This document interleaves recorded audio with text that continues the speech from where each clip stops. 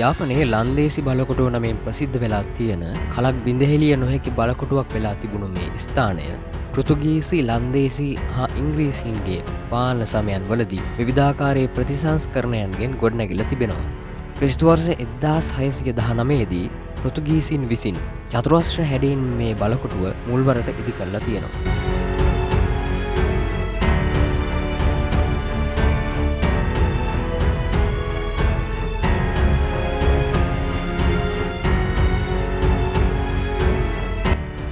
සයිසිය 58 දී ලන්දේසින් විසින් මේ බලකොටුව සිය පාලනයට යටත් කරගෙන තියෙනවා.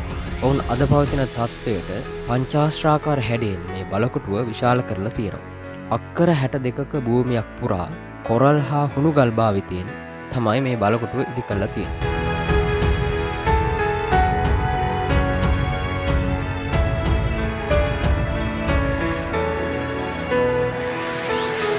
ප්‍රාකාරයේ යට කොටස අඩි 40ක්ද මතුපිට අඩි 20ක්ද පළලකින් යුක්ත වෙනවා. යාපනයේ ලන්දේසි කොටුවේ එවකට මුළු පහේම කාලතුවක්කු රඳවන තිබිලා තියෙනවා. පිටත ප්‍රාකාරයේ කාලතුවක්කු 3ක්ද රඳවන්න තිබිලා තියෙනවා. පිටත ප්‍රාකාරයේ ඉඳලා බලකොටුව තුලට ඇමිනෙන්නට දිය අගල් හරහා මාර්ග 3ක් තිබිලා තියෙනවා. ඉස්සර මේ බලකොටුව ඇතුලේ ලන්දේසීන් විසින් නිර්මාණය කරලා තිබුණු ලිං 21ක් තිබිලා තියෙනවා. 1795 දී ඉංග්‍රීසින් විසින් මේ බලකොටුව අල්ලගෙන යුදමය අවශ්‍යතාව වගේම පරිපාලනමය අවශ්‍යතාව ඉටු කරගන්න මධ්‍යස්ථානයක් විදිහට පවත්වාගෙන ගිහිල්ලා තිබෙනවා. 30 වසරක යුද්ධ කාල සීමාවේදී ත්‍රස්තවාදීන්ගේ ප්‍රහාර නිසාම විශාල හානියක් මේ යාපනයේ ලන්දේසි බලකොටුවට සිද්ධ වෙලා තිබෙනවා.